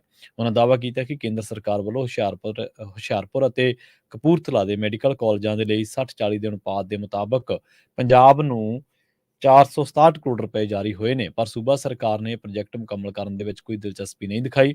ਉਹਨਾਂ ਕਿਹਾ ਕਿ 1563 ਕਰੋੜ ਰੁਪਏ ਦੇ ਨਾਲ ਫਗਵਾੜਾ ਮੁਕੇਰੀਆਂ ਸੜਕ ਨੂੰ ਚੌਮਾਰਗੀ ਕਰਨ ਦਾ ਪ੍ਰੋਜੈਕਟ ਪ੍ਰਵਾਨ ਹੋਇਆ। ਇਸੇ ਤਰ੍ਹਾਂ 411 ਕਰੋੜ ਰੁਪਏ ਦੇ ਨਾਲ ਫਗਵਾੜਾ ਦੇ ਵਿੱਚ ਅੰਡਰਪਾਸ ਬਣਨਾ ਹੈ। ਉਹਨਾਂ ਕਿਹਾ ਕਿ ਆਪ ਸਰਕਾਰ ਜਿਸ ਗੁਰੂ ਰਵਿਦਾਸ ਆਡੀਟੋਰੀਅਮ ਦਾ ਸਿਹਰਾ ਆਪਣੇ ਸਿਰ ਲੈ ਰਹੀ ਹੈ, ਉਹ ਤਾਂ ਪਹਿਲਾਂ ਹੀ ਪਿਛਲੀ ਅਕਾਲੀ ਭਾਜਪਾ ਤੇ ਕਾਂਗਰਸ ਦੀਆਂ ਸਰਕਾਰਾਂ ਵੇਲੇ ਦਾ ਬਣਿਆ। ਇਹਦੇ ਵਿੱਚ ਕੋਈ ਦੋ ਰਾਏ ਨਹੀਂ ਕਿ ਕਈ ਵਾਰੀ ਜਿਹੜੀਆਂ ਸਰਕਾਰਾਂ ਰਾਜ ਸਰਕਾਰਾਂ ਹੁੰਦੀਆਂ ਉਹ ਕੇਂਦਰ ਦਾ ਜਿਹੜਾ ਪੈਸਾ ਆਉਂਦਾ ਕੁਝ ਪ੍ਰੋਜੈਕਟਾਂ ਦੇ ਲਈ ਉਹ ਦੂਜੇ ਪ੍ਰੋਜੈਕਟਾਂ ਦੇ ਵਿੱਚ ਵਰਤ ਲਿਆ ਜਾਂਦਾ ਹੈ। ਇਹਦੇ ਬਾਬਤ ਜਦੋਂ ਅਕਾਲੀ ਭਾਜਪਾ ਦੀ ਸਰਕਾਰ ਸੀ ਉਹਦੇ ਤੇ ਵੀ ਦੋਸ਼ ਲੱਗਦੇ ਸਨ ਕਿ ਜਿਹੜਾ ਕੇਂਦਰੀ ਗ੍ਰਾਂਟਾਂ ਦਾ ਪੈਸਾ ਹੈ ਉਦੋਂ ਇਹਨਾਂ ਗ੍ਰਾਂਟਾਂ ਤੇ ਨਾ ਇੰਨੀ ਚਰਚਾ ਨਹੀਂ ਸੀ ਹੋਣ ਲੱਗੀ। ਪਤਾ ਨਹੀਂ ਸੀ ਹੁੰਦਾ ਕਿ ਆਮ ਜਨਤਾ ਨੂੰ ਵੀ ਨਹੀਂ ਪਤਾ ਹੁੰਦਾ ਸੀਗਾ ਕਿ ਕੀ ਕੇਂਦਰ ਸਰਕਾਰ ਦਿੰਦੀ ਹੈ, ਕੀ ਕੇਂਦਰ ਸਰਕਾਰ ਕਰ ਸਕਦੀ ਹੈ। ਲੋਕ ਸਭਾ ਦੀਆਂ ਵੋਟਾਂ ਵੇਲੇ ਆਪਾਂ ਅਕਸਰ ਪਿੰਡਾਂ ਦੇ ਵਿੱਚ ਕਹਿੰਦੇ ਸੁਣਿਆ ਇਹ ਤਾਂ ਪ੍ਰਧਾਨ ਮੰਤਰੀ ਵਾਲੀਆਂ ਵੋਟਾਂ, ਉਹਦੇ 'ਚ ਇੰਟਰਸਟ ਹੀ ਨਹੀਂ ਲੈਂਦੇ ਸੀ। ਲੋਕਾਂ ਦਾ ਇੰਟਰਸਟ ਹੁੰਦਾ ਸੀ MLA ਵਾਲੇ, ਕਾਂਗਰਸ ਜਿੱਤੂਗੀ ਅਕਾਲੀ ਜਿੱਤਣਗੇ, ਜਾਂ ਹੁੰਦਾ ਸੀ ਪੰਚਾਇਤ ਮੈਂਬਰੀ ਤੱਕ ਵੀ ਸਰਪੰਚ ਕਿਹਦਾ ਬਣੂਗਾ ਤੇ ਮੈਂਬਰ ਕਿਹਦਾ ਹੋਊਗਾ, ਬਸ ਇੱਥੋਂ ਤੱਕ ਲੋਕ ਹੁੰਦੇ ਸੀ। ਪਰ ਜਿਵੇਂ ਹੀ 2010-12 ਦਾ ਦੌਰ ਆਉਂਦਾ, ਅਕਾਲੀ ਦਲ ਦੀ ਸਰਕਾਰ ਰਿਪੀਟ ਹੁੰਦੀ ਹੈ, ਉਸ ਤੋਂ ਬਾਅਦ ਆਪਾਂ ਦੇਖਦੇ ਹਾਂ ਕਿ ਮੀਡੀਆ ਦੀ ਸੰਘੀ ਕੁੱਟਣ ਦਾ ਇੱਕ ਦੌਰ ਚੱਲਦਾ ਹੈ, ਫਿਰ ਮਾਈਨਿੰਗ ਦੇ ਮਾਮਲਿਆਂ ਦੇ ਵਿੱਚ ਨਾਂ ਆਉਂਦਾ, ਫਿਰ ਚਿੱਟੇ ਦਾ ਦੌਰ ਚੱਲਦਾ, ਤਾਂ ਫਿਰ ਟਰਾਂਸਪੋਰਟ ਦੇ ਮਾਫੀਏ ਦਾ ਦੌਰ ਚੱਲਦਾ। ਤਾਂ ਇੱਕ ਪੰਜਾਬ ਦੇ ਵਿੱਚ ਇੱਕ ਸਿਆਸੀ ਜੋ ਹੋ ਰਿਹਾ ਸੀ, ਬੇਸ਼ੱਕ ਕੁਝ TV ਚੈਨਲ ਬੰਦ ਵੀ ਕਰ ਦਿੱਤੇ ਗਏ ਉਸ ਸਮੇਂ ਦੇ ਵਿੱਚ, ਪਰ ਇਹ ਹੌਲੀ-ਹੌਲੀ ਚੱਲਣ ਲੱਗਿਆ। ਉਸ ਤੋਂ ਬਾਅਦ ਜਿਵੇਂ 2014 ਦੇ ਵਿੱਚ ਮੋਦੀ ਸਰਕਾਰ ਆਉਂਦੀ ਹੈ, ਤਾਂ ਉਹ ਸਰਕਾਰ ਨੇ ਇੱਕ ਅਲੱਗ ਤਰੀਕੇ ਨਾਲ, ਬੇਸ਼ੱਕ ਉਹ ਕੋਈ ਤਰੀਕਾ ਤਾਂ ਨਵਾਂ ਨਹੀਂ ਸੀ, ਭਾਰਤੀ ਸਿਆਸਤ ਦੇ ਵਿੱਚ ਰਾਜਪਾਲਾਂ ਦੇ ਰਾਹੀਂ ਸ਼ਾਸਨ ਕਰਨਾ, ਰਾਜਾਂ ਨੂੰ ਦਬਾਉਣਾ, ਮੁੱਖ ਮੰਤਰੀਆਂ ਤੇ ਧੌਂਸ ਜਮਾਉਣੀ, ਇਹ ਤਾਂ ਕੰਮ ਇੰਦਰਾ ਗਾਂਧੀ ਵੀ ਕਰਕੇ ਗਈ 80 ਦੇ ਦਹਾਕਿਆਂ ਦੇ ਵਿੱਚ, 70 ਦੇ ਦਹਾਕਿਆਂ ਦੇ ਵਿੱਚ ਜ਼ਬਰੀ ਰਾਸ਼ਟਰਪਤੀ ਰਾਜ ਲਾ ਦੇਣਾ, ਇਹ ਕੰਮ ਉਹਨੇ ਤੋਰੇ ਸੀਗੇ ਤੇ ਉਸ ਤੋਂ ਬਾਅਦ ਮੂੰਹ ਨਾਲ ਦਿੱਤੀਆਂ, ਕਹਿੰਦੇ ਹੱਥਾਂ ਨਾਲ ਦਿੱਤੀਆਂ ਤੇ ਕਈ ਵਾਰੀ ਮੂੰਹ ਨਾਲ ਖੋਲ੍ਹਣੀਆਂ ਪੈਂਦੀਆਂ। ਉਹ ਗੱਲ ਕਾਂਗਰਸ ਦੇ ਨਾਲ ਹੋਈ, ਪੂਰੇ ਦੇਸ਼ ਦੇ ਵਿੱਚ ਸਫਾਇਆ ਹੋਇਆ। ਪਰ ਜਦੋਂ 2020 ਦੇ ਵਿੱਚ ਬਿੱਲ ਲਿਆਂਦੇ ਗਏ, ਕਾਲੇ ਕਾਨੂੰਨ ਲਿਆਂਦੇ ਗਏ, ਤਾਂ ਉਸ ਤੋਂ ਬਾਅਦ ਲੋਕਾਂ ਨੂੰ ਪਤਾ ਲੱਗਣ ਲੱਗਿਆ ਕਿ ਕੇਂਦਰ ਕੀ ਹੈ ਤੇ ਰਾਜ ਕੀ ਹੈ। ਇਸ ਤੋਂ ਪਹਿਲਾਂ ਕਦੇ ਵੀ ਫੈਡਰਲਿਜ਼ਮ ਤੇ ਕਦੇ ਵੀ ਸੰਘੀ ਢਾਂਚੇ ਤੇ ਕੋਈ ਚਰਚਾ ਨਹੀਂ ਸੀ ਹੋਈ। ਫਿਰ ਲੋਕਾਂ ਨੂੰ ਪਤਾ ਲੱਗਿਆ ਕਿ ਯਾਰ ਇਹ ਜਿਹੜਾ ਪਾਣੀ ਹੈ ਜਿਹਦੇ ਕਰਕੇ ਅਸੀਂ ਸੁਪਰੀਮ ਕੋਰਟ ਦੇ ਵਿੱਚ ਕਰੋੜਾਂ ਰੁਪਈਆ ਰੋੜਤਾ, ਜਿਹਦੇ ਕਰਕੇ ਸਾਨੂੰ ਉੱਥੇ ਸਾਡੇ ਤੇ ਕਦੇ ਹਰਿਆਣਾ ਸਿਆਸਤ ਕਰਦਾ, ਕਦੇ ਸਾਡੇ ਤੇ ਕੇਂਦਰ ਸਾਡੀ ਬਾਂਹ ਮਰੋੜਦੀ ਹੈ, ਉਹ ਤਾਂ ਮਸਲਾ ਹੀ ਸਾਡਾ ਹੈ। ਉਹ ਤਾਂ ਕਾਨੂੰਨ ਦੇ ਮੁਤਾਬਕ, ਸੰਵਿਧਾਨ ਦੇ ਮੁਤਾਬਕ ਉਹ ਸਾਡੀ ਸ਼੍ਰੇਣੀ ਦੇ ਵਿੱਚ ਆਉਂਦਾ ਤੇ ਅਸੀਂ ਤਾਂ ਆਪ ਉੱਥੇ ਜਾ ਕੇ ਕਹੀ ਜਾਂਦੇ ਕਿ ਟ੍ਰਿਬਿਊਨਲ ਬਣਾ ਦਿਓ, ਆਹ ਬਣਾ ਦਿਓ, ਉਹ ਬਣਾ ਦਿਓ। ਆਪਾਂ ਕਦੇ ਵੇਖੀਏ ਤਾਂ ਸਹੀ ਵੀ ਜਦੋਂ ਇਰਾਡੀ ਟ੍ਰਿਬਿਊਨਲ ਬਣੇ ਆ ਪਾਣੀਆਂ ਦੇ ਮਸਲੇ ਤੇ 55 ਜਾਂ 66 ਤੋਂ ਬਾਅਦ, ਪੁਨਰ ਗਠਨ ਐਕਟ ਤੋਂ ਬਾਅਦ, ਤਾਂ ਉਦੋਂ ਬਾਅਦ ਸਾਡੇ ਪੱਲੇ ਕੀ ਪਿਆ। ਸਗੋਂ ਉਦੋਂ ਬਾਅਦ ਤੱਕ ਇੰਦਰਾ ਗਾਂਧੀ ਨੇ ਜ਼ਬਰਦਸਤੀ ਰਿਵਾਰਡ ਵੀ ਸੁਣਾਤਾ 1976 ਦੇ ਵਿੱਚ, ਤੇ ਜੇ 1976 ਦੇ ਵਿੱਚ ਰਿਵਾਰਡ ਸੁਣਾਇਆ ਤੇ ਗੱਲ ਵੱਧਦੀ ਅੱਜ ਸੁਪਰੀਮ ਕੋਰਟ ਕਹੀ ਜਾਂਦੀ ਹੈ ਪਾਣੀ ਦੇਣਾ ਨਹੀਂ ਦੇਣਾ ਬਾਅਦ ਦੀ ਗੱਲ ਹੈ ਤੇ ਤੁਸੀਂ ਨਹਿਰ ਬਣਾਓ ਪਹਿਲਾਂ। ਫਰਕ ਕੀ ਹੈ? ਗੱਲ ਤਾਂ ਉੱਥੇ ਹੀ ਹੈ ਨਾ। ਸੋ ਹੁਣ ਪਤਾ ਲੱਗਿਆ ਲੋਕਾਂ ਨੂੰ ਕਾਲੇ ਕਾਨੂੰਨਾਂ ਤੋਂ ਬਾਅਦ ਵੀ ਕੇਂਦਰ ਆਹ ਚੀਜ਼ ਹੈ, ਰਾਜ ਆਹ ਚੀਜ਼ ਹੈ, ਕੇਂਦਰ ਦੇ ਆਹ ਮਸਲਾਤ ਨੇ, ਰਾਜ ਦੇ ਆਹ ਮਸਲਾਤ ਨੇ। ਸਾਡੇ ਮੁੱਖ ਮੰਤਰੀ ਨੂੰ ਹੁਣ ਆਪਾਂ ਵੀ ਕਹਿੰਦੇ ਆ ਨਾ, ਆਪਾਂ ਖਬਰਾਂ ਸਾਂਝੀਆਂ ਕਰਦੇ ਹਾਂ ਕਿ ਸਰਕਾਰ ਨੇ ਆਹ ਕਰਤਾ, ਸਰਕਾਰ ਨੇ ਆਹ ਮਾੜਾ ਕੰਮ ਕੀਤਾ, ਸਰਕਾਰ ਦੇ ਵਿੱਚ ਆਹ ਗੱਲ ਗਲਤ ਹੋ ਰਹੀ ਹੈ, ਪਰ ਜਦੋਂ ਰਾਜਪਾਲ ਸਰਕਾਰ ਦੀ ਬਾਂਹ ਮਰੋੜਦਾ ਵਾ, ਜਦੋਂ ਗਵਰਨਰ ਸਰਕਾਰ ਦੀ ਬਾਂਹ ਮਰੋੜਦਾ ਤੇ ਆਪਾਂ ਕਹਿੰਦੇ ਕਿ ਨਹੀਂ ਇਹ ਸਾਡੇ ਚੁਣੀ ਹੋਈ ਸਰਕਾਰ ਆ, ਸਾਡੇ ਲੋਕਾਂ ਨੇ 92 ਵਿਧਾਇਕ ਜਿਤਾਏ ਆ। ਭਗਵੰਤ ਮਾਨ ਬੇਸ਼ੱਕ ਉਹਨਾਂ ਦੀ ਰਾਜਨੀਤੀ ਨਾਲ ਅਸੀਂ ਸਹਿਮਤ ਹੋਈਏ ਨਾ ਹੋਈਏ, ਪਰ ਉਹ 92 ਵਿਧਾਇਕਾਂ ਦੇ ਚੁਣੇ ਹੋਏ ਵਿਧਾਇਕ ਦਲ ਦੇ ਨੇਤਾ ਨੇ ਉਹ। ਸੋ ਇਸ ਕਰਕੇ ਇਸੇ ਕਰਕੇ ਆਪਾਂ ਪ੍ਰਤਾਪ ਸਿੰਘ ਬਾਜਵਾ ਇੱਕ ਦਿਨ ਉਹ ਕਹਿ ਰਹੇ ਸੀ ਖਹਿਰਾ ਦੇ ਮਾਮਲੇ ਦੇ ਵਿੱਚ, ਉਹ ਕਹਿੰਦੇ ਕਿ ਇਹ ਜਿਹੜਾ ਲੀਡਰ ਆਫ ਆਪੋਜੀਸ਼ਨ ਹੈ ਸ਼ੈਡੋ ਆਫ ਸੀਐਮ ਹੈ। ਸ਼ੈਡੋ ਆਫ ਸੀਐਮ ਕਿ ਉੱਥੇ ਜਿੱਥੇ ਇਹਦੇ ਕੋਈ ਕਾਂਗਰਸ ਨੂੰ ਕੋਈ ਮਾਰ ਪੈਂਦੀ ਹੈ ਜਾਂ ਕਾਂਗਰਸ ਨੂੰ ਕੋਈ ਗੱਲ ਬਣਦੀ ਹੈ ਜਾਂ ਕਿਸੇ ਲੀਡਰ ਨੂੰ ਚੱਕ ਲੈਂਦਾ, ਕਿ ਉੱਥੇ ਹੀ ਸ਼ੈਡੋ ਆਫ ਸੀਐਮ ਕੰਮ ਕਰਦਾ ਵਾ। ਹੋਰ ਪੰਜਾਬ ਦੇ ਕਿੰਨੇ ਮਸਲੇ ਨੇ ਉੱਥੇ ਸ਼ੈਡੋ ਆਫ ਸੀਐਮ ਕਿਉਂ ਨਹੀਂ ਦਿਖਦੇ? ਸੋ ਆਪਾਂ ਸਾਰੀਆਂ ਧਿਰਾਂ ਨੂੰ ਹੀ ਜਵਾਬ ਦੇ ਜਿਹੜਾ ਉਹ ਜਵਾਬ ਦੇ ਕਟਹਿਰੇ ਦੇ ਵਿੱਚ ਖੜਾ ਕਰਦੇ ਹਾਂ। ਤੇ 2020-21 ਦੇ ਵਿੱਚ ਜਦੋਂ ਇਹ ਕਾਲੇ ਕਾਨੂੰਨ ਆਏ ਸੀ, ਉਸ ਤੋਂ ਬਾਅਦ ਪੰਜਾਬ ਦੇ ਵਿੱਚ ਇੱਕ ਲਾਮਬੰਦੀ ਕੀਤੀ ਗਈ। ਲਾਮਬੰਦੀ ਵਿੱਚ ਜਿਹੜਾ ਅਹਿਮ ਰੋਲ ਸੀਗਾ ਉਹ ਸੀ ਸਾਡੀਆਂ ਕਿਸਾਨ ਜਥੇਬੰਦੀਆਂ ਦਾ। ਔਰ ਮੈਂ ਵਾਰ-ਵਾਰ ਹਰ ਵਾਰੀ ਇਹ ਗੱਲ ਕਹਿਣਾ ਹੁੰਦਾ ਕਿ ਉਹ ਜਥੇਬੰਦੀਆਂ ਭਾਵੇਂ ਸੱਜੇ ਪੱਖੀ ਨੇ, ਭਾਵੇਂ ਉਹ ਖੱਬੇ ਪੱਖੀ ਨੇ, ਪਰ ਉਹਨਾਂ ਨਾਲ ਲਾਮਬੰਦੀ ਦੇ ਵਿੱਚ ਤੇ ਕੇਂਦਰ ਸਰਕਾਰ ਦੇ ਨਾਲ ਟੇਬਲ ਟਾਕ ਦੇ ਵਿੱਚ ਜੋ ਉਹਨਾਂ ਦਾ ਰੋਲ ਸੀ, ਉਹ ਆਲਾ ਦਰਜੇ ਦਾ ਸੀਗਾ। ਬੇਸ਼ੱਕ ਅਸੀਂ ਸਾਰਿਆਂ ਦੀ ਜੋ ਕਾਰਕਰਦਗੀ ਹੈ ਜਾਂ ਸਾਰਿਆਂ ਦੀ ਜੋ ਢੰਗ ਆ ਕੰਮ ਕਰਦਾ, ਉਹਦੇ ਨਾਲ ਸਹਿਮਤ ਨਹੀਂ ਗੇ। ਤੁਸੀਂ ਵੀ ਉਹਨਾਂ ਬਿਆਨਾਂ ਦੇ ਨਾਲ, ਚਾਹੇ ਉਹ ਬਲਬੀਰ ਸਿੰਘ ਰਾਜੇਵਾਲ ਦੇ ਬਿਆਨ ਹੋਣ, ਚਾਹੇ ਉਹ ਰੁਲਦੂ ਸਿੰਘ ਮਾਨਸਾ ਦੇ ਬਿਆਨ ਹੋਣ, ਆਪਾਂ ਬਿਆਨਾਂ ਨਾਲ ਸਹਿਮਤ ਨਹੀਂ ਰਹੇ ਕਦੇ ਵੀ। ਆਪਾਂ ਉਹਨਾਂ ਨੂੰ ਹਮੇਸ਼ਾ ਕਿਹਾ ਕਿ ਇਹ ਗੱਲ ਤੁਸੀਂ ਨਹੀਂ ਕਹਿਣੀ ਸੀ ਜਾਂ ਇਹ ਗੱਲ ਤੁਹਾਡੀ ਕਹਿਣੀ ਨਹੀਂ ਬਣਦੀ। ਲੋਕ ਤੁਹਾਡੇ ਮਗਰ ਫਿਰਕਾ, ਧਰਮ ਸਾਰਾ ਕੁਝ ਭੁੱਲ ਭੁਲਾ ਕੇ ਲੱਗੇ ਨੇ ਤੇ ਤੁਸੀਂ ਹਲੇ ਵੀ ਇਹਨਾਂ ਚੀਜ਼ਾਂ ਨੂੰ ਉਹ ਧਰਮ ਦੇ ਛਾਨਣੇ ਵਿੱਚੋਂ ਜਾਂ ਵਿਚਾਰਧਾਰਾ ਦੇ ਛਾਨਣੇ ਵਿੱਚੋਂ ਲੰਘਾ ਕੇ ਦੇਖ ਰਹੇ ਹੋ। ਤੁਹਾਨੂੰ ਇਹ ਸ਼ੋਭਾ ਨਹੀਂ ਦਿੰਦਾ। ਸਾਰੇ ਫਿਰਕੇ ਤੁਹਾਡੇ ਨਾਲ ਨੇ। ਸੋ ਉਹਨਾਂ ਚੀਜ਼ਾਂ ਤੇ ਆਪਾਂ ਉਹਨਾਂ ਦੀ ਆਲੋਚਨਾ ਕੀਤੀ, ਪਰ ਜਿੱਥੇ ਉਹ ਸਹੀ ਸੀਗੇ ਉੱਥੇ ਉਹਨਾਂ ਨੂੰ ਆਪਾਂ ਸਹੀ ਵੀ ਕਹਿੰਦੇ, ਅੱਜ ਵੀ ਕਹਿੰਦੇ ਕਿ ਉਹਨਾਂ ਨੇ ਦੱਸਿਆ ਲੋਕਾਂ ਨੂੰ, ਉਹਨਾਂ ਨੇ ਦੱਸਿਆ ਲੋਕਾਂ ਨੂੰ ਕਿ ਸਰਕਾਰ ਤੁਹਾਡੇ ਨਾਲ ਆਹ ਕਰ ਰਹੀ ਹੈ। ਮੈਨੂੰ ਚੰਗੀ ਤਰ੍ਹਾਂ ਯਾਦ ਹੈ, ਅਕਾਲੀ ਦਲ ਦੀ ਸਰਕਾਰ ਸੀ, ਬਾਦਲ ਸਾਹਿਬ ਮੁੱਖ ਮੰਤਰੀ ਸਨ ਤੇ ਉਦੋਂ ਸੇਮ ਦੇ ਲਈ ਪੈਸਾ ਆਇਆ ਸੀ ਕੇਂਦਰ ਸਰਕਾਰ ਤੋਂ 250 ਕਰੋੜ ਰੁਪਈਆ, ਕਿਉਂਕਿ ਸਾਡੇ ਸੇਮ ਬਹੁਤ ਸੀ ਮੁਕਤਸਰ, ਹਬੋਰ, ਫਾਜ਼ਿਲਕਾ, ਮਲੋਟ ਦੇ ਇਲਾਕਿਆਂ ਦੇ ਵਿੱਚ। ਅੱਜ ਵੀ ਹੈਗੀ ਹੈ, ਪਰ ਅੱਜ ਕਈ ਇਲਾਕਿਆਂ ਦੇ ਵਿੱਚ ਘਟ ਗਈ ਹੈ। ਔਰ ਹਲੇ ਵੀ ਕਈ ਇਲਾਕੇ ਜਿਵੇਂ ਫਾਜ਼ਿਲਕਾ ਦਾ ਇਲਾਕਾ ਕੁਛ ਹੈ, ਮਲੋਟ ਦਾ ਕੁਛ ਇਲਾਕਾ, ਉਹ ਬਹੁਤ ਜ਼ਿਆਦਾ ਪ੍ਰਭਾਵਿਤ ਹੈ। ਤਾਂ ਉਹ 250 ਕਰੋੜ ਰੁਪਈਆ ਦਿੱਤਾ ਸੀ ਯੂਪੀਏ ਨੇ। ਯੂਪੀਏ ਦੇ ਮੁੱਖ ਪ੍ਰਧਾਨ ਮੰਤਰੀ ਹੁੰਦੇ ਸਨ ਆਪਣੇ ਡਾਕਟਰ ਮਨਮੋਹਨ ਸਿੰਘ ਜੀ, ਤੇ ਉਹਨਾਂ ਨੇ ਦਿੱਤਾ ਕਿਉਂਕਿ ਯੂਪੀਏ ਤਾਂ 2014 ਦੇ ਵਿੱਚ ਗਈ ਹੈ ਤੇ ਬਾਦਲਾਂ ਦੀ ਸਰਕਾਰ 2017 ਦੇ ਵਿੱਚ ਗਈ ਹੈ। ਤੇ ਉਹ ਉਦੋਂ ਖਬਰਾਂ ਛਪੀਆਂ ਸਨ ਕਿ ਇਹ ਜਿਹੜਾ 250 ਕਰੋੜ ਰੁਪਈਆ ਸੇਮ ਨਾਲਿਆਂ ਦੀ ਸਫਾਈ ਜਾਂ ਸੇਮ ਦੇ ਲਈ, ਸੇਮ ਭਜਾਉਣ ਦੇ ਲਈ ਜਾਂ ਹੋਰ ਕਾਰਜ ਲਈ ਆਇਆ ਸੀ, ਉਹ ਇਹਨਾਂ ਨੇ ਕੋਈ ਹੋਰ ਆਪਦੀਆਂ ਸਕੀਮਾਂ ਚਲਾਉਣ ਦੇ ਲਈ ਜਾਂ ਵੋਟ ਬੈਂਕ ਦੇ ਲਈ ਵਰਤ ਲਿਆ। ਫਿਰ ਹੌਲੀ-ਹੌਲੀ ਪਤਾ ਲੱਗਣ ਲੱਗਿਆ ਕਿ ਜਿਹੜੇ ਇਹ ਸਾਡਾ ਕਾਪਟਰ ਹੈ ਜਿਹੜਾ ਅੱਜ-ਕੱਲ੍ਹ ਕੇਜਰੀਵਾਲ ਸਾਹਿਬ ਲਈ ਫਿਰਦੇ ਆ, ਤੇ ਉਹ ਜਹਾਜ਼ ਦੇ ਗੇੜੇ ਕਹਿੰਦੇ ਵੀ ਇਹ ਜਾਂਦੇ ਤਾਂ ਸੁਖਬੀਰ ਬਾਦਲ ਸਾਹਿਬ ਆਪਦਾ ਚੋਣ ਪ੍ਰਚਾਰ ਕਰਨਾ ਹੈ, ਪਰ ਉਹ ਖਰਚਾ ਜਿਹੜਾ ਪੈਂਦਾ ਉਹ ਖਜ਼ਾਨੇ ਤੇ ਪੈਂਦਾ ਬੋਝ। ਸੋ ਉੱਥੇ ਵੀ ਉਹ ਤੁਹਾਨੂੰ ਯਾਦ ਹੋਣਾ, ਉਦੋਂ ਭਗਵੰਤ ਮਾਨ ਵੀ ਕਾਫੀ ਇਹਨਾਂ ਮਾਮਲਿਆਂ ਤੇ ਸਰਕਾਰ ਨੂੰ ਕਹਿੰਦੇ ਹੁੰਦੇ ਸੀਗੇ, ਆਲੋਚਨਾ ਕਰਦੇ ਹੁੰਦੇ ਸੀ। ਫਿਰ ਪਤਾ ਲੱਗਾ ਕਾਂਗਰਸੀਆਂ ਨੇ ਤੇ ਇਦੋਂ ਅਗਲਾ ਕੰਮ ਸ਼ੁਰੂ ਕਰ ਲਿਆ। ਉਹਨਾਂ ਨੇ ਤਾਂ ਜਦੋਂ ਉਹਨਾਂ ਦਾ ਹਰੀਸ਼ ਰਾਵਤ ਆਉਂਦਾ ਸੀ ਇੱਥੇ, ਕੋਈ ਝਗੜਾ ਝੇੜਾ ਹੋ ਜਾਂਦਾ ਸੀ ਕਾਂਗਰਸ ਸਰਕਾਰ ਦੇ ਵਿੱਚ ਜਾਂ ਕਾਂਗਰਸ ਪਾਰਟੀ ਦੇ ਵਿੱਚ, ਕੋਈ ਬਾਜਵਾ ਰੁੱਸ ਗਿਆ ਜਾਂ ਸਿੱਧੂ ਸਾਹਿਬ ਰੁੱਸ ਗਏ ਜਾਂ ਕੋਈ ਹੋਰ ਰੁੱਸ ਗਿਆ, ਕੋਈ ਵੀ ਰੁੱਸ ਗਿਆ ਇਹਨਾਂ ਦਾ, ਤੇ ਉਹਨੂੰ ਮਨਾਉਣ ਹਰੀਸ਼ ਰਾਵਤ ਆਉਂਦਾ ਸੀ ਤੇ ਹਰੀਸ਼ ਰਾਵਤ ਨੂੰ ਛੱਡਣ ਵਾਸਤੇ ਹੈਲੀਕਾਪਟਰ ਜਾਂਦਾ ਸੀ। ਹੁਣ ਪ੍ਰੋਟੋਕਾਲ ਦੇ ਮੁਤਾਬਕ ਹੈਲੀਕਾਪਟਰ ਉਹਨੂੰ ਛੱਡਣ ਜਾ ਨਹੀਂ ਸਕਦਾ ਕਿਉਂਕਿ ਉਹ ਸਾਡੇ ਕਿਸੇ ਸੰਵਿਧਾਨਕ ਅਹੁਦੇ ਤੇ ਨਹੀਂ ਸੀਗਾ, ਤੇ ਉਹਨੂੰ ਭੇਜਣ, ਉਹਨੂੰ ਛੱਡਣ ਦੇ ਲਈ, ਉਹਨੂੰ ਫੈਸਿਲਿਟੇਟ ਕਰਨ ਦੇ ਲਈ ਸਾਡਾ ਇੱਕ ਕੈਬਨਿਟ ਮੰਤਰੀ ਜਾਂਦਾ ਸੀ ਨਾਲ। ਔਰ ਅੱਜ-ਕੱਲ੍ਹ ਉਹ ਕੈਬਨਿਟ ਮੰਤਰੀ ਭਾਜਪਾ ਦੇ ਵਿੱਚ ਹੈ। ਕੈਪਟਨ ਸਾਹਿਬ ਵੀ ਭਾਜਪਾ ਦੇ ਨਾਲ ਰਲੇ ਹੋਏ ਨੇ, ਕੈਪਟਨ ਸਾਹਿਬ ਵੀ ਭਾਜਪਾ ਦੇ ਵਿੱਚ ਨੇ। ਸੋ ਇਹ ਤਾਂ ਗੱਲਾਂ ਚੱਲਦੀਆਂ ਰਹੀਆਂ, ਪਰ ਹੌਲੀ-ਹੌਲੀ ਪਤਾ ਲੱਗਣ ਲੱਗਿਆ। ਹੌਲੀ-ਹੌਲੀ ਬੇਸ਼ੱਕ ਪੱਤਰਕਾਰਤਾ ਦੇ ਤੌਰ ਤੇ ਇਹਨਾਂ ਦੀ ਚਰਚਾ ਹੁੰਦੀ ਸੀ, ਬੇਸ਼ੱਕ ਬਿਊਰੋਕਰੇਸੀ ਦੇ ਵਿੱਚ ਇਹਨਾਂ ਦੀ ਚਰਚਾ ਹੁੰਦੀ ਸੀ, ਪਰ ਜਦੋਂ ਆਮ ਲੋਕਾਂ ਨੂੰ ਪਤਾ ਲੱਗਣ ਲੱਗਿਆ ਕਿ ਆਹ ਚੀਜ਼ ਆ, ਆਹ ਖੇਡ ਚੱਲ ਰਹੀ ਹੈ, ਹੁਣ ਲੋਕ ਆਮ ਆਦਮੀ ਪਾਰਟੀ ਦੀ ਵੀ ਆਲੋਚਨਾ ਕਰਦੇ ਨੇ ਕਿ ਤੁਸੀਂ ਬਈ ਇੰਨੇ ਪੈਸੇ ਤੁਹਾਡੇ ਕੋਲ ਆਏ। ਪਰ ਜਾਖੜ ਸਾਹਿਬ ਤੇ ਸੋਮ ਪ੍ਰਕਾਸ਼ ਸਾਹਿਬ ਨੂੰ ਇੱਕ ਸਵਾਲ ਹੈ ਕਿ ਜਿਹੜਾ ਪੈਸਾ ਕੇਂਦਰੀ ਸਕੀਮਾਂ ਦੇ ਤਹਿਤ ਆਇਆ ਉਹ ਤਾਂ ਤੁਹਾਨੂੰ ਹੈਗਾ ਯਾਦ। ਕਦੇ ਆਰਡੀਐਫ ਦੀ ਵੀ ਗੱਲ ਕਰ ਲਓ, ਕਦੇ ਜਿਹੜੇ ਹੋਰ ਸਾਡੇ ਬਕਾਏ ਖੜੇ ਨੇ, ਸਾਡਾ ਕੇਂਦਰ ਨੇ ਘੱਟੋ ਘੱਟ 7-8 ਹਜ਼ਾਰ ਕਰੋੜ ਰੁਪਇਆ ਦੇਣਾ ਵੱਖ-ਵੱਖ ਸਕੀਮਾਂ ਦਾ। 4-4.5 ਹਜ਼ਾਰ ਕਰੋੜ ਰੁਪਇਆ ਤਾਂ ਆਰਡੀਐਫ ਦਾ ਹੀ ਖੜਾ, ਰੂਰਲ ਡਿਵੈਲਪਮੈਂਟ ਫੰਡ ਦਾ। ਜਿਹੜੀ ਅਸੀਂ ਫਸਲ ਵੇਚਦੇ ਹਾਂ, ਉਸ ਫਸਲ ਦੇ ਵਿੱਚੋਂ ਜਿਹੜਾ ਟੈਕਸ ਕੱਟਿਆ ਜਾਂਦਾ ਵਾ, ਉਹਦਾ ਉਹ ਫੰਡ ਦੇ ਰੂਪ ਦੇ ਵਿੱਚ ਉਹ ਖੜਾ ਸਾਡਾ। ਕਦੇ ਉਹਦੀ ਵੀ ਗੱਲ ਕਰੋ ਪੰਜਾਬ ਦੇ ਜਾ ਕੇ। ਚੰਡੀਗੜ੍ਹ ਦੇ ਸਕੂਲਾਂ ਨੇ ਪੰਜਾਬ ਦੇ ਜਵਾਕ ਲੈਣੇ ਬੰਦ ਕਰ ਦਿੱਤੇ ਆ, ਉਹਦੀ ਵੀ ਗੱਲ ਕਰੋ। ਚੰਡੀਗੜ੍ਹ ਦੇ ਰੇਡੀਓ ਦੇ ਵਿੱਚੋਂ ਪੰਜਾਬੀ ਬੁਲੇਟਿਨ ਕੱਢ ਦਿੱਤਾ ਗਿਆ ਸੀ ਪਿਛਲੇ ਦਿਨਾਂ ਦੇ ਵਿੱਚ। ਕਦੇ ਉਹਦੀ ਵੀ ਗੱਲ ਕਰੋ। ਕਦੇ ਇਹ ਵੀ ਗੱਲ ਕਰੋ ਕਿ ਚੰਡੀਗੜ੍ਹ ਦੇ ਵਿੱਚ ਜਿਹੜਾ ਅਫਸਰਸ਼ਾਹੀ ਦਾ ਕਾਡਰ ਉਹ ਵੀ 60-40 ਹੁੰਦਾ ਸੀਗਾ। ਉਹ ਵੀ ਸਾਡਾ ਖਿਸਕਦਾ। ਹੁਣ ਤਾਂ ਅਸੀਂ ਬੀਬੀਐਮਬੀ ਦੇ ਵਿੱਚ ਵੀ ਨਹੀਂ ਰਹੇ। ਜੇ ਬੀਬੀਐਮਬੀ ਦੇ ਵਿੱਚ ਹੁੰਦੇ, ਕੋਈ ਪੰਜਾਬ ਦਾ ਉੱਥੇ ਪੁੱਤ ਧੀ ਪੁੱਤ ਬੈਠਾ ਹੁੰਦਾ ਤੇ ਉਹ ਕਹਿੰਦਾ ਕਿ ਫਲੱਡ ਗੇਟ ਨਾ ਖੋਲ੍ਹੋ। ਉਹ ਕਹਿੰਦਾ ਸਾਡੇ ਪਿੰਡ ਨਾ ਉਜਾੜੋ, ਉਹ ਕਹਿੰਦਾ ਸਮੇਂ ਸਿਰ ਮੈਨੇਜਮੈਂਟ ਕਰੋ। ਜੇ ਕੋਈ ਹੁੰਦਾ ਤਾਂ ਉਹ ਤਾਂ ਹੀ ਕਹਿੰਦਾ ਨਾ, ਜਦੋਂ ਹੈ ਹੀ ਨਹੀਂ ਕੋਈ, ਕਹਿਣਾ ਕਿਹਨੇ ਹੈ। ਸੋ ਪ੍ਰੋਗਰਾਮ ਖਬਰ ਤੇ ਨਜ਼ਰ ਨੂੰ ਆਪਾਂ ਇੱਥੇ ਹੀ ਸਮਾਪਤ ਕਰਾਂਗੇ। ਪੰਜਾਬੀ ਰੇਡੀਓ USA ਦੀ ਅਗਲੀ ਪੇਸ਼ਕਸ਼ ਪ੍ਰੋਗਰਾਮ ਅਪਡੇਟ ਅਮਰੀਕਾ ਪ੍ਰੋਗਰਾਮ ਦੇ ਵਿੱਚ ਅਮਰੀਕਾ ਦੇ ਨਾਲ ਵਿਸ਼ਵ ਭਰ ਦੇ ਵਿੱਚ ਵਾਪਰੀਆਂ ਅਹਿਮ ਵੱਡੀਆਂ ਖਾਸ ਘਟਨਾਵਾਂ, ਖਬਰਾਂ ਦੇ ਬਾਰੇ ਤੁਹਾਨੂੰ ਦਿੱਤੀਆਂ ਜਾਣਗੀਆਂ ਜਾਣਕਾਰੀਆਂ। ਜੁੜੇ ਰਹੋ ਪੰਜਾਬੀ ਰੇਡੀਓ USA ਦੇ ਨਾਲ। ਬਹੁਤ ਬਹੁਤ ਧੰਨਵਾਦ। ਸਤਿ ਸ਼੍ਰੀ ਅਕਾਲ।